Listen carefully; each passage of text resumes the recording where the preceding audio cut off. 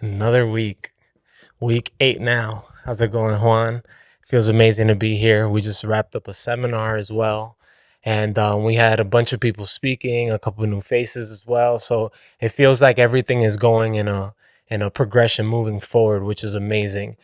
Throughout this week, I got some insight actually from Ryder. I believe it was on Thursday.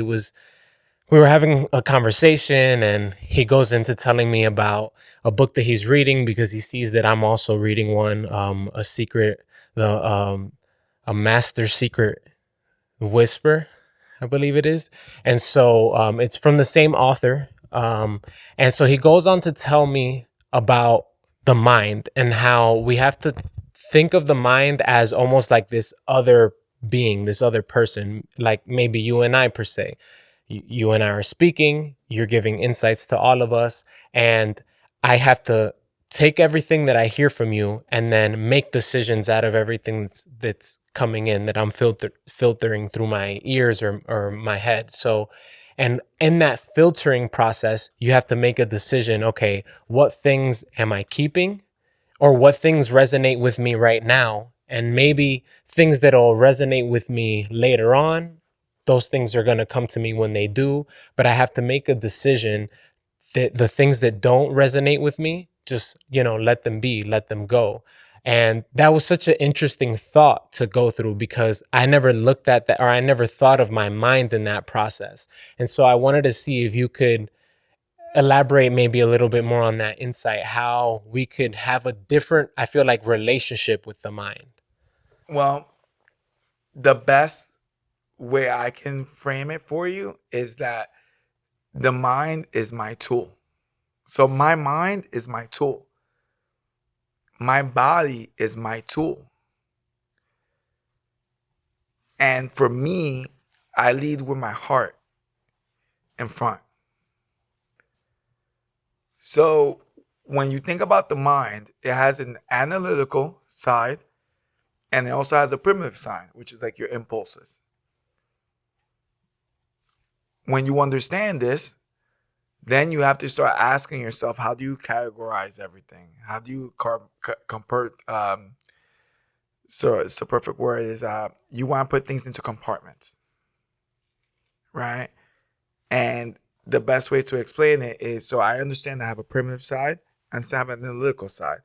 I understand I have a subconscious, which is a supercomputer, that's collecting all the impressions that have ever happened in my life, everything I've ever read, everything I've ever listened, everything I've ever acquired through the senses has been filtered into that subconscious.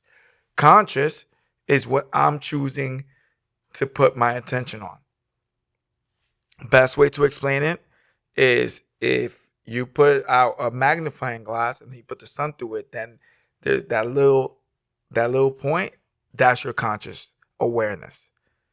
That's your attention. So now when you understand this, then you understand that what's normally speaking is your analytical, because your analytical mind has been set up to protect you from dangers. It's been set up for you to survive, because before civilization, before anything, we were in the wild. We're hunter gatherers. As human beings, then we started developing tribes, and little by little we got a little bit more sophisticated. But you needed to be aware of danger, and you needed to just move on impulse. You needed to react. You couldn't just freeze and be like, hey, what's going on? Because by the time that happens, you have a predator and the predator already got you. But now that we're civilized, those impulses, all that is still there to protect us. So most of the time, your mind is going to make sure that you're staying in your comfort zone. It's going to talk you out of doing things. It's going to say, hey, don't go up to that person because chances are this is going to happen. And it doesn't want you to suffer negative emotions. It doesn't want you to suffer any type of defeat. It makes you afraid to the idea of failure. But when you live with your heart in front, Your heart, that doesn't want to possess anything. Your heart is unconditional. See what I mean? So what happens when you're living an unconditional life? That means that you are doing things, you're taking actions without expectations. So what happens when you're living your life without expectations? That means that you're willing to take the risk of talking to that person to make a deal. You're willing to ask out that girl, ask out that guy. You're willing to take that risk of starting a business. You're willing to take the risk of changing jobs. You're willing to take the risk of going into the unknown. Because end of the day, you start to see life as it is. So the mind wants to possess everything. And what does that mean, that it wants to possess everything? That's when you have a codependent relationship. Like, I want to possess that human being. These are my expectations for that human being. That human being needs to be like this. When I want this, I expect it like this. And I want that. And if I go to this job, this is the way I want the job to treat me. This is the way I want the job to run. Or if I'm going to start this business, this is the way I want it to be. This is the way I expect the customers to go. And I expect them to handle themselves. This is the way I expect my employees to be. But that doesn't work. Because in reality, in all those scenarios, we are all individuals. So you can never control other individuals. That doesn't make sense. And even if for some time, they'll eventually, their consciousness will eventually grow. So when that's your perspective, you'll end up alone. Therefore, what you really want to do is collaborate. What you really want to do is to do things without expectations. If you're going to develop someone, develop them to develop them. Don't develop them because you expect them to take care of your life or because you expect them to give you this or give you that. No, listen. You're responsible for your own life. Set up your own life. You see what I'm saying? And then help others set up theirs. Because if you know a way, help others. Now, if as you're helping others, there's reciprocation and you guys end up building together and all of a sudden it becomes a slingshot, relationship where now I slingshot this person ahead. So now they're ahead of me. Now that they're ahead, they're slingshotting me up. So now I'm ahead. And that, you see that? It's reciprocation. It continues to happen. But if you are a victim to your mind, then you're forever going to stay in the same place. Because every single time your mind criticizes something that you're doing that's different, you're going to listen to it. Every single time you have a new idea, you're not going to act on it. Every single time you're like, hey, today's the day I'm going to start this new habit, your mind's going to say, no, just stay in bed. Oh, no, go meet up with so-and-so. Oh, no, just go to the movies. Oh, no, go to the bar. Like, it's going to tell you to do what it knows because it knows that as long as you're within those parameters, you're safe. It automatically knows that as long as I live this familiar present that I already know, this is going to be the outcome because it wants to possess the outcome. It wants to be in control of what it's going to turn out into. But when you go and you live with the heart in front and you're living an unconditional life, one without expectations, then you're going to forever go into what you don't know. And when you go into what you don't know, that's what expands you. Because now you're going to go into here. Now you're going to meet this person. Now this person, when you go back to your life, they have an opportunity that can actually go and take your life further with what it is that you already know or do. For me, let's say it's I'm in the business of high performance human beings. So that person now is going to put me in contact with this corporation, and now I'm going to do a presentation for this corporation and so forth. And now it's become a relationship from business to business.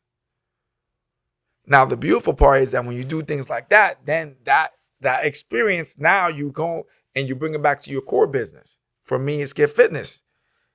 Every single time I do a corporate consultation or I work at a new school, whether I do leadership development or I do, kid curriculums and training their subconscious so that way that they have more confidence in actually doing new things in life and experiencing life, or whether I'm talking books or I'm public speaking, whatever the case may be, it's because I'm leading with my heart.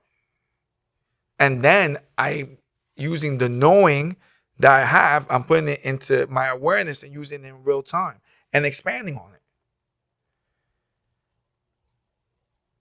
Therefore, now your mind starts doing pattern recognition.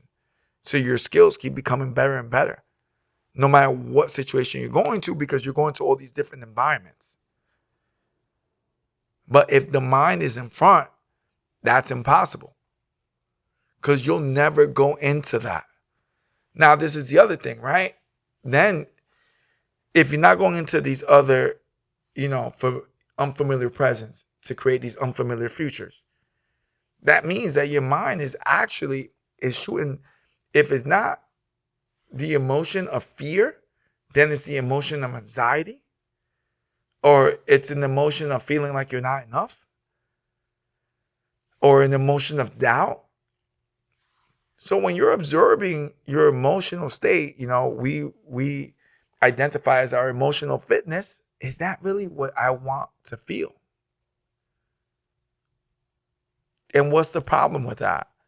That if that's what's stopping me, if those emotions are what are stopping me from going into these unfamiliar presents and futures for different outcomes and new experiences of expansion, then that means that that's the reflection of my emotion on the day-to-day basis.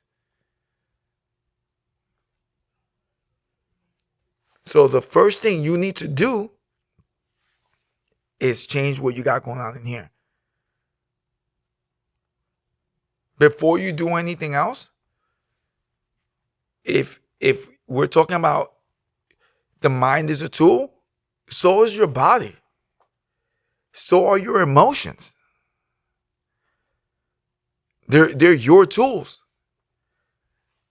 How are you going to calibrate yourself to go out into the world?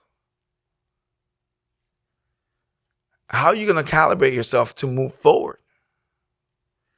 Are you really going to go out there with low-level emotions of apathy, fear, anger? You see what I'm saying?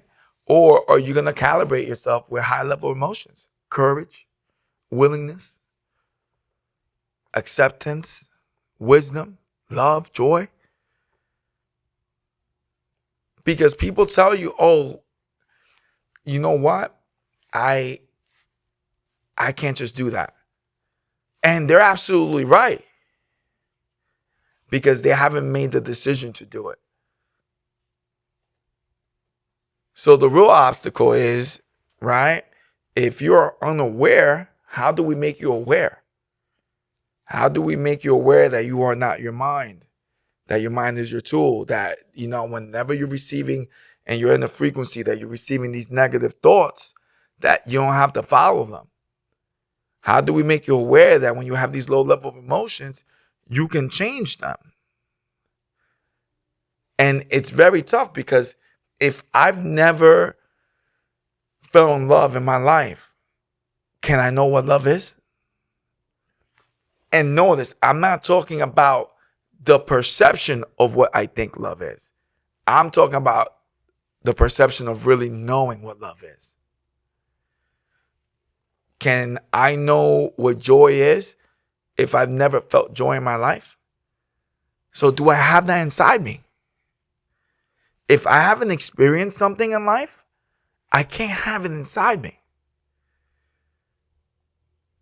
But if I forever stay in the same environment, I can never grow to understand these other high-level emotions. If I forever listen to what my mind tells me and I stay in a safe, comfortable place, I can never discover new things. I can never expand. I can never know that I can choose to observe my mind. I can never know that an actual flow state exists.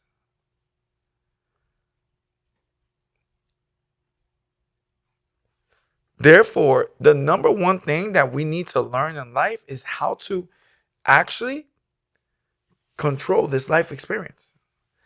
The most incredible machinery ever built in this world in our lifetime is this. But if you don't have a teacher to guide you, if you don't have a discipline to learn it and to expand on your awareness, how do you ever know these things? See, you gotta get fitness. We're teaching physical fitness, but we're also teaching mental and emotional fitness. And our philosophy is that when you master all three, then energetic fitness is born.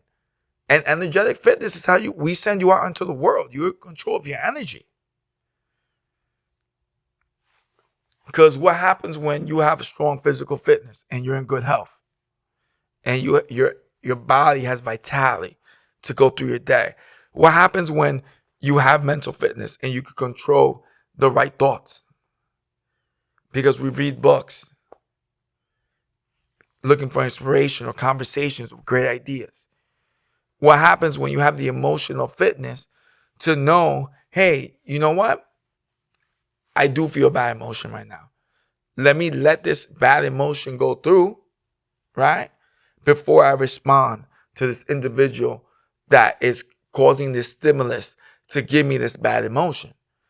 But most people react on impulse. Sometimes you guys just say, I need 5-10 minutes, I'll be back. Because I've never known anyone to produce a positive outcome from negative emotions. I've never known anyone to make better decisions from negative emotions.